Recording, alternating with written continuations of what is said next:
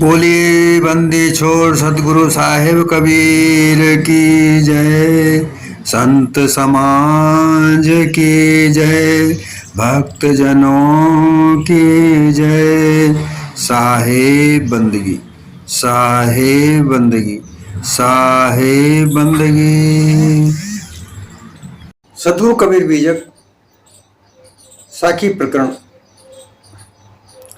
साखी 294। कर बंदगी विवेक की, भेक धरे सब कोय। वो बंदगी बेजान दे जहां शब्द विवेक ना हो।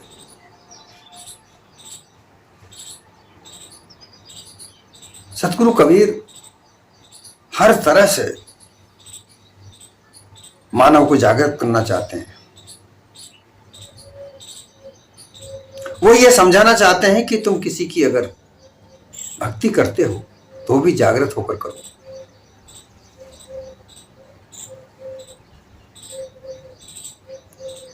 यहां कोई ऐसा नजर नहीं आता जो अपने भक्तों को जागृत होकर यह कहे कि भाई तुम ढोंगी साधुओं से बच के रहना।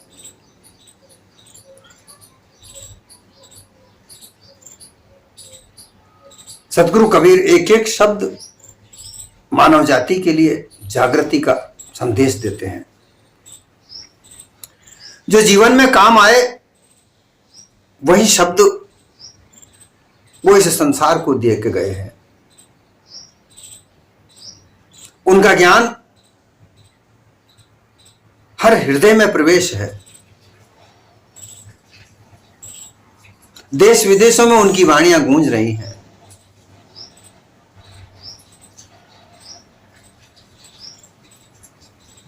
आपको जानकारी के लिए मैं बता दूं, मानवाधिकार की जो रचना हुई है, स्थापना जो हुई है, वो विदेशों से होती हुई भारत में नाम मात्र के लिए आई है। विदेशों में तो इसका बहुत अच्छी तरह से स्थापना करके इसका प्रचलन हुआ है, परंतु भारत में तो एक नाम मात्र के लिए इसका होता है। क्योंकि भारत की दुर्दशा का कारण ही यही है कि यहां मानवता का प्रचार नहीं होता, केवल दिलासाओं का प्रचार होता है। व्यक्ति भूखा मरता है, उसे रोटी नहीं देते, केवल भरोसा देते हैं कि रुको रुको रुको अभी मिलेगा। यहां भरोसे पर जिंदा रखा जाता है, आश्वासन पर जिंदा रखा जाता है। विदेशों में इसी बात को लेकर जब मानवाधिकारों की बात हुई तो आपको आश्चर्य होगा सुनकर कि कबीर साहब के शब्दों को वहां पर चुना गया। जो भी मानवाधिकार में जो विचार रखे गए हैं, जो बिंदु चुने गए हैं, उनका सार वो सब कबीर साहब की वाणियों का सार है। ऐसे विचार सतगुरु कबीर के मानव जाति की जागृति के लिए है।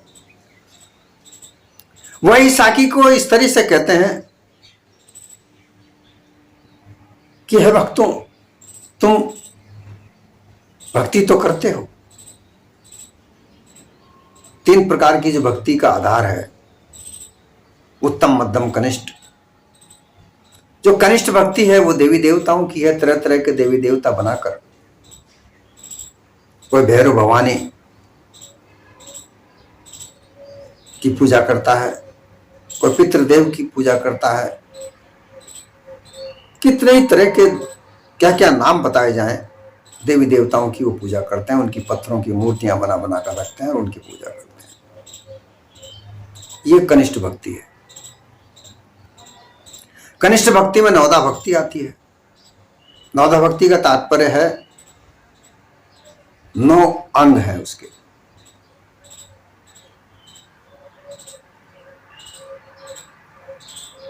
नौ अंग कौन कौन से हैं? धूप, दीप, आरती, आत्मनिवेदन,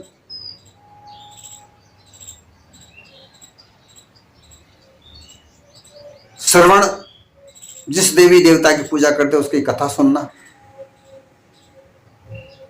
मनन, उसको ध्यान में रखना, निधि ध्यान, और उस देवता की पूजा जिस तरीके से होती है उसको करने के लिए तैयार रहना।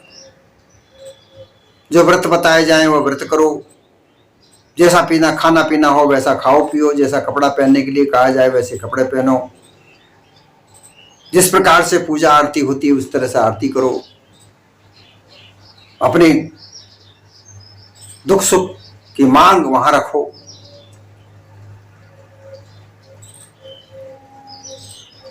आरती उतारो, पद पूजन उनके चरणों में ढोक दो, आत्मा निवेदन करो, अपने आत्मा से उनके सामने अपना दुख सुख का निवेदन करो। तो श्रवण मनन निधिध्यासन, ये 3,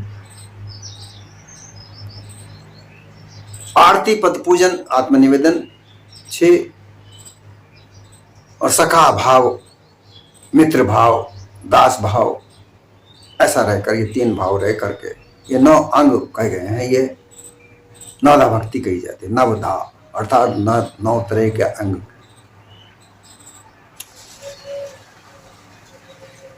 ये कनिष्ठ भक्ति है। मध्यम भक्ति ईश्वर भक्ति कही जाती है, जो परमात्मा परमेश्वर है, वह निर्गुण परमेश्वर परमात्मा दिखता नहीं है, उसने संसार को रचाया है, हम उसके पुत्र हैं, उसी की माया इस संसार में फैली हुई है, वो कृपा करेगा तो इस माया से हमें छुटकारा मिलेगा, नहीं तो हमें माया बांध के रखेगी। ये जो ढकोसले भरी बातें हैं, क्योंकि माया को तो बांध के रखना है ना इनको। जिन्होंने भी मत पंथ चलाए उनको तो माया चाहिए, माया का तात्पर्य यहां धन से होता है, उनको तो ज्यादा से ज्यादा धन चाहिए। तो वो उन्होंने कह दिया कि भाई ये नहीं छूट सकती, ये तो ईश्वर चाहेगा जब ही छूटेगी, अर्थात मरने के बाद छूटेगी।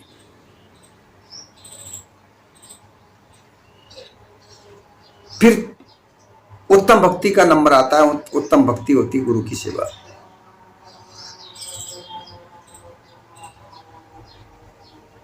अब यहां पर सतगुरु कबीर ये तीनों भक्ति करने वाले भक्तों को चेताना चाहते हैं कि हे भक्तों, तुम भक्ति तो करो, अवश्य करो, लेकिन वहां भक्ति करो जहां विवेक हो।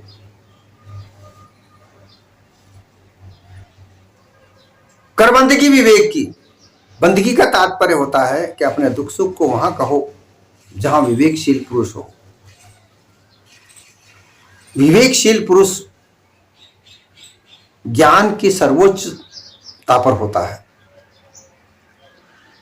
ज्ञान का तात्पर्य, मैं बार बार कहता हूं, ज्ञान का तात्पर्य केवल जानकारी होता है।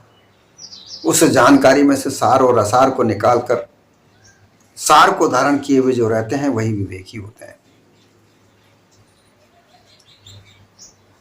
वो ज्ञान के आधार के अंदर बंधे हुए नहीं होते। ज्ञानी योगी भक्त ये सब भ्रम में पड़े हुए हैं, इनका संशय मिटा ही नहीं।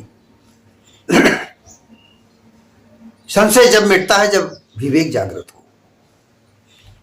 तो विवेकी पुरुष वो सर्वोच्चता को धारण किए हुए होता है, हर चीज को जानने वाला, परखने वाला होता है। ऐसे पुरुष के समक्ष हम हमारी दुख दुविधा को रखें, शंका समाधान के लिए कोई बात रखें, तो हमें वहां सही सही जवाब प्राप्त होगा। हमारा संशय मिटेगा, भ्रम मिटेगा, दुविधा मिटेगी। दुख दुविधा ही मिटती है। किसी रोग के लिए, कोई शरीर में रोग है तो उसके लिए तो वैद्यों के पास, डॉक्टरों के पास जाना पड़ेगा, परंतु हम यहां भ्रम बोल में भूले हुए महात्माओं के पास जाते हैं। भाई ये कोई ऐसी आशीर्वाद दे देंगे हमारा रोग मिट जाएगा, बच्चा नहीं होता, ये आशीर्वाद दे देंगे बच्चा हो जाएगा। कैसी भूल भ्रमणा में लोग जीते हैं। तो ये सब गुरु, यहां सदगुरु कबीर चेतना चाहते हैं कि तुम ऐसे पुरुष की सेवा करो, भक्ति करो जो विवेकशील हो। जो विवेक से परिपूर्ण हो, पूर्ण वैराग धारण किए हुए, निरपेक्ष निष्पक्ष हंस स्वरूप में हो, हंस गुण ज्ञान रहनी गहनी उसके समक्ष हो, साथ हो। ऐसे व्यक्ति के साथ में सामने अपने दुख दुविधा सुविधा को प्राप्त करने के लिए, दुख अपने जो संशय है उनको मिटाने के लिए, भ्रांति मिटाने के लिए, दुर्मति मिटाने के लिए उनके सामने प्रार्थना करे, बंदगी करे। अन्यथा तो भेख तो सभी धार कर, भेखधारी तो बहुत सारे बने हुए घूम रहे हैं। यहां भेष का तात्पर्य होता है कि साधु रूप में अपने आप को बनाकर लाल पीला काला नीला हरा गुलाबी कई तरह तरह के कलर के कपड़े पहनकर, कोई दाढ़ी बनाता है, कोई मूंछ मुंडाता है, तो संसार में अपने आप को साधु घोषित करके घूमते रहते हैं। विवेक उनमें नहीं है।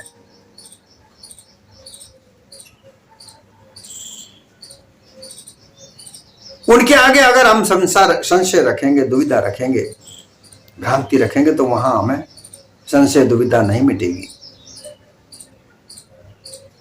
वो मिट ही नहीं सकती। इसलिए यहां सदगुरु कहते हैं कि आप पहले उन साधुओं को जानो। साधु का भेष धारण करके लंपट घूमते रहते हैं, जो केवल धन कमाने के आधार पर घूमते हैं। उनका कार्य यही है कि किसी भी प्रकार से धन को लूटा जाए। वो धर्म के नाम पर, संप्रदाय के नाम पर, मत के नाम पर, सिद्धियों के नाम पर, आशीर्वाद के नाम पर संसार में लूटते हैं। वो बंदगी, उनकी बंदगी, उनकी सेवा वो किसी काम की नहीं। वो बह जाएगी, वो बहा देगी, अर्थात आवागमन के चक्रव्यूह में डालेगी। इसलिए जागृत होकर, अब ये जागृति कैसे आएगी, इस बात को समझना चाहिए कि हम कैसे समझें कि भाई ये साधु सही है कि नहीं।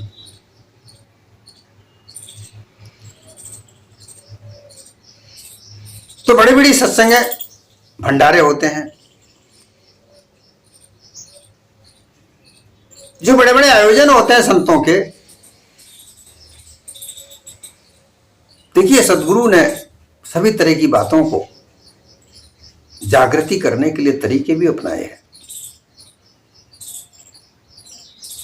बड़े बड़े आयोजन जहां साधुओं का मेला लगता है, वहां जाना चाहिए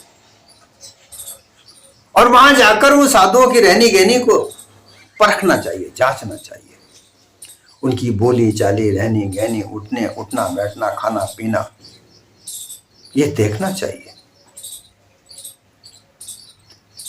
जब तक हम उनके साथ उठेंगे बैठेंगे नहीं, उनके साथ वार्ता नहीं करेंगे, तब तक असल नकल का पता नहीं चलता।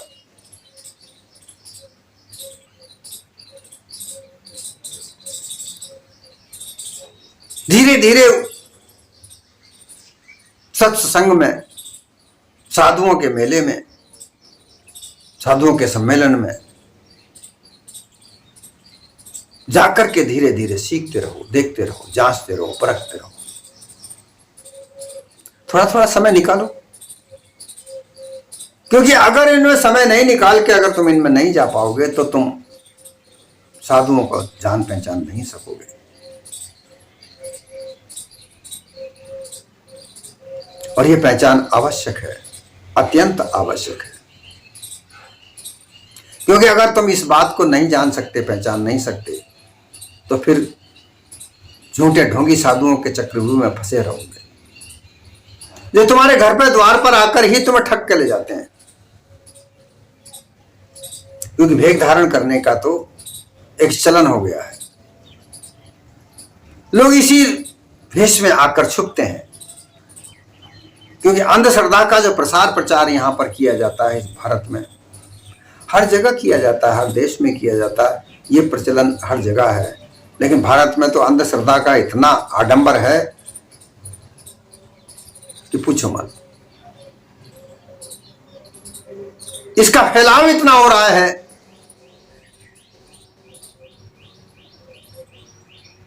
दारू पीना, गांजा पीना, भांग पीना, ये तो अपना वो शौक बताते हैं कि वो कहते हैं कि हमारे यहाँ पंथ में तो ऐसा ही होता है, मांस खाना, बलि चढ़ाना, तरह तरह के पूजा पाठ करके लोगों को ठगना, तो ये भेषधारियों का काम है। और लोग क्यों उलझते हैं? लोगों का उलझने का भी कारण सदगुरु कबीर की जो बात है, मानव को जागृति करने के लिए है। इतना कहने के बाद में भी कबीर के विरोधी लोग हो गए। अपने आप को कबीरपंथी कहलाने वाले लोग भी कबीर के ही विपरीत चल रहे हैं।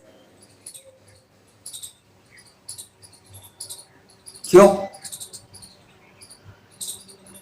धन कमाने का लालच कहीं ना कहीं उनके यहां भी जागृत हो गया है।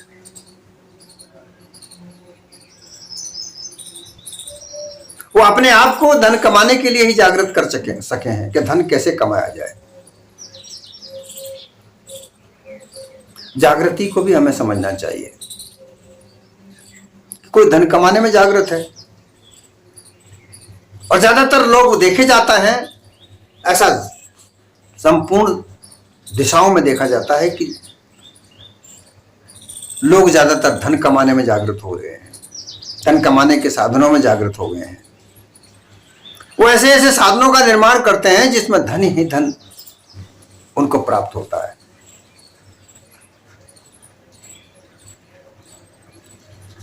नेट पर तरह तरह के प्रचार चलते हैं, लोग उनके झांसे में आते हैं।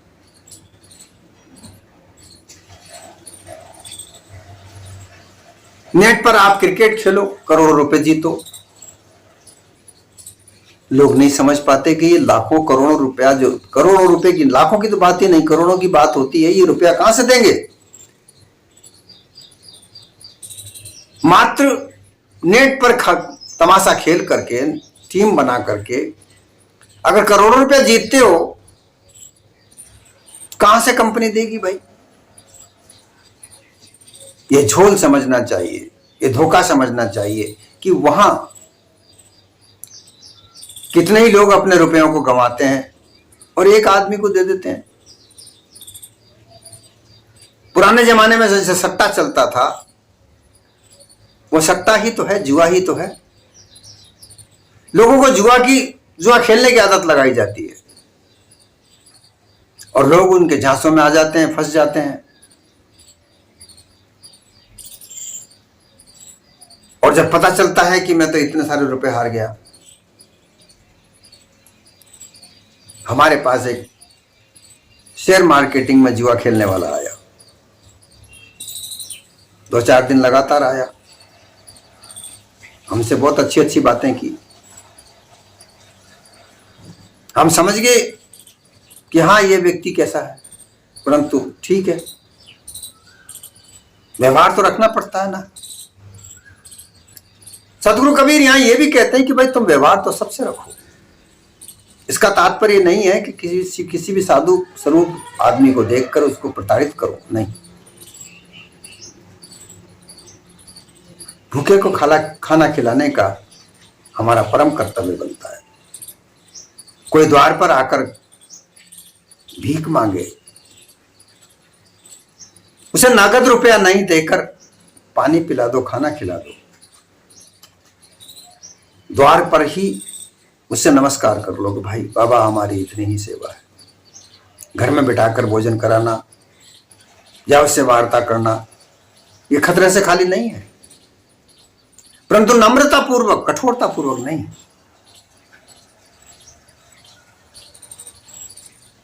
क्योंकि वह ढोंगी है, तुम कठोर हो जाओगे तो तुम्हारे में और उस ढोंगी में कोई अंतर नहीं रह जाता। बड़ी नम्रता से उसको अपने द्वार से आगे जाने के लिए कह दो। कुछ जो भी कुछ तुमसे बनता है, खाना दाना, उसे दे दो।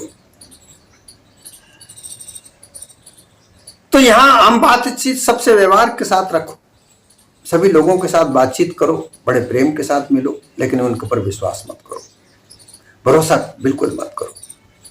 ये बात ये साकी यही कहती है कि अगर किसी बात से को लेकर अगर तुम्हें संशय है, भ्रांति है, दुर्मति है, उसको मिटाने की बात जहां आती है तो विवेकशील संत के साथ में सत्संग करो, और उस विवेकशील संत को पहचानने के लिए सत्संग करो।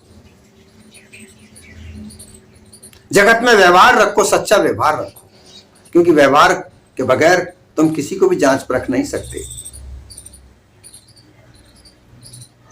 तो वो सट्टा खेलने वाला व्यक्ति हमसे संपर्क में आया, हमारा आश्रम का काम चल रहा है। उन्होंने कहा साहब जी मैं आपके आश्रम में 11,000 रुपये दे दूंगा। भाई बड़ी अच्छी बात है, दे देना, परंतु मेरे सट्टे में 1,00,000 रुपए का घाटा चल रहा है, वो परिपूर्ण हो जाएगा तो मैं आपको 11,000 रुपये दूंगा। भाई मैंने कहा मैं घाटा कहां से पूरा करूंगा, आपका आशीर्वाद प्राप्त हो। भाई मैंने कहा मैं ऐसा आशीर्वाद कैसे दे दूं कि तुम्हारा 1,00,000 रुपए का घाटा पूरा हो जाए। नहीं वो तो मैं रोज सट्टा खेलता हूं, तो मैं कर लूंगा। भाई कर लो, बड़ी अच्छी बात है, जाओ, कोई बात नहीं, बड़ी अच्छी बात है। वो उसका घाटा चलता ही रहा, चलता ही रहा। 1-2 बार तो मुझसे बात की, फिर दोबारा उसने अपना नंबर वहां अपने आप ब्लॉक करवा दिया। हमें क्या लेना देना, कोई हमसे बात करे बढ़िया बात है, कोई ना करे नहीं करे। तो ये जांच कर परख कर हमारा जीवन होना चाहिए। और व्यवहार सबके साथ रखो, लेकिन जागृत रहो। लेकिन लोग उन ढोंगियों के, उन ठगों के चक्रव्यूह में फंसते हैं। क्यों? कि कहीं ना कहीं लालच उनके दिमाग में होता है, उनके हृदय में लालच, लोभ फंसा पड़ा होता है। वो उस लोभ लालच से निकल ही नहीं सकते। वो अपने हाथ पांव से कमाने वाली, अपने बाहुबल से कमाए हुए धन के ऊपर विश्वास नहीं करते। वो ऐसा समझते हैं कि किसी देवता या किसी साधु या किसी संत का आशीर्वाद हमें माला माल कर देगा, परंतु ऐसा नहीं होता। धन का कोई पेड़ कहीं लगा हुआ नहीं है।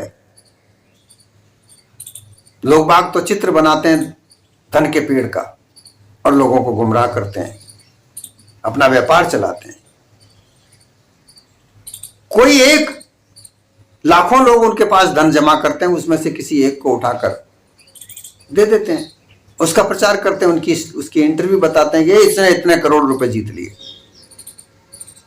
मैं जागृति कहना चाहता हूं सभी से कि ये सतगुरु कबीर का जागृति ज्ञान है, इसमें किसी प्रकार के धोखे लालच में नहीं आना चाहिए।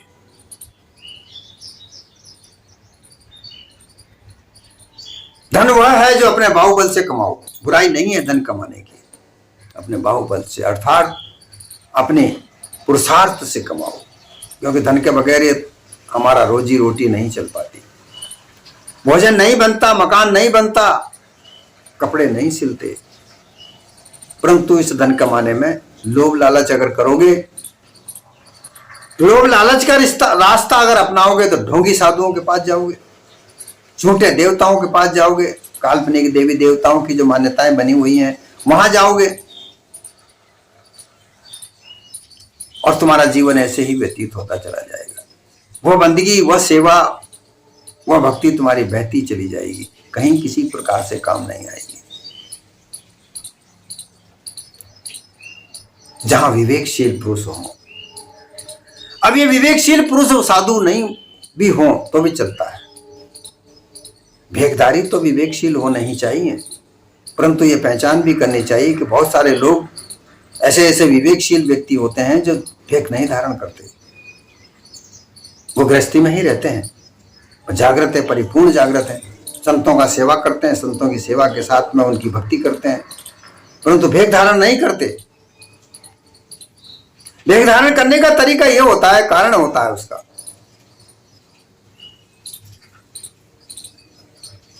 बिना कारण के कोई भेद धारण नहीं होता, ये क्षमताओं पर आधारित होता है। जो व्यक्ति परोपकार के लिए अपने घर द्वार को त्याग कर संसार में विचरण करने लगता है, वो भेद धारण करता है, ताकि लोगों को पता चले कि एक भिखारी हैं, ये परोपकारी संत है। परंतु उस भेखधारी संत से भी बड़े विवेकी गृहस्थी भी हो सकते हैं। सभी नहीं हो सकते, क्योंकि लोग बाग ये भी चिल्लाते हैं कि गृहस्थ जीवन तो बहुत उत्तम जीवन है, सबसे बड़ा गृहस्थ आश्रम है। नहीं है भाई, गृहस्थ आश्रम सबसे बड़ा अगर होता तो साधु संतों की महिमा कौन गाता? इतनी बड़ी बड़ी महिमा संतों की गाई जाती है, कौन महिमा गाता? क्यों गाता? गृहस्थियों की महिमा गाते।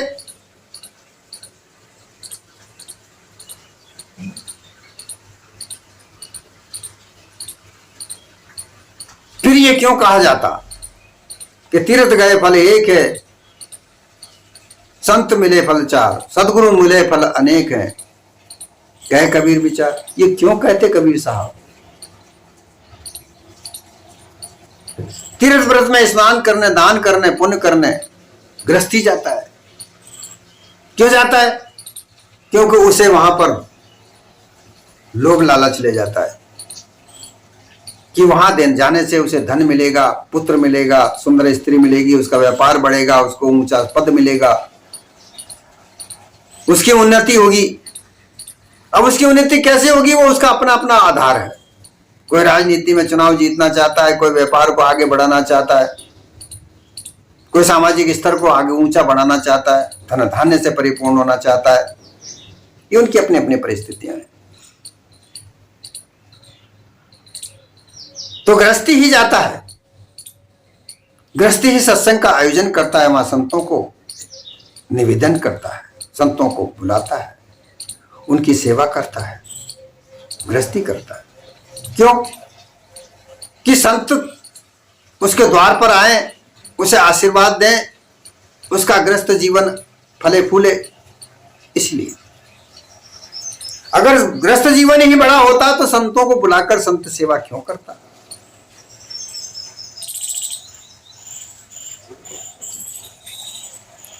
गृहस्थ जीवन अपनी जगह है, क्योंकि सभी गृहस्थी हैं।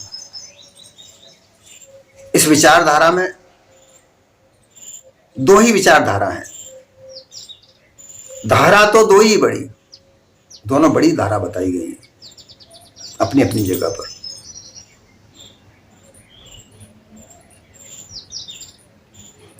ग्रही और वैराग। एक गृहस्थ में रह करके, साधुओं का संगत करके, अपने आप को विवेकशील बनाकर, जागृत होकर अपने जीवन को चलाए, छल कपट धोखा मिथ्या इनमें न फंसे, विवेकशील हो जाए, वह व्यक्ति साधु के बराबर है, वह साधु है।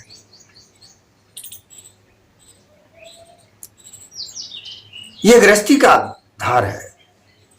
वैरागी वह है जो गृहस्थ को जीवन को त्याग कर परिपूर्ण वैराग धारण करके, विवेकशील होकर, हंस रहनी गहनी को धारण करके, भेद धारण करके परोपकार के लिए बाहर निकल जाता है। बाहर का तात्पर्य गृहस्थी से बाहर निकल जाता है, वो साधु बन जाता है। साधु भेष बनने का तात्पर्य है कि वो साधु का भेष धारण कर लेता है। और फिर हर गृहस्थी जीवन उस साधु की आश करने लगता है कि ये हमारे द्वार पर आएंगे, हमें आशीर्वाद देंगे। तो यहां ये साखी का सार यह है कि हमेशा बंदगी का तात्पर्य है कि हमेशा अपना आत्मनिवेदन जो भी करना है तो विवेकशील पुरुष के सामने करे। अपने दुखड़े को अगर रोए तो वहां रोए जहां उस दुखड़े की कोई बीमारी पकड़ने में आए, कोई दवा मिले। हर जगह पर अपने दुखड़े को कहने से केवल हंसी मिलती है, उपहास मिलता है, परिहास होता है, उसका कोई इलाज नहीं प्राप्त होता। इसलिए विवेकशील पुरुष का संग करे, वहां अपना आत्मनिवेदन करे, बंदगी करे।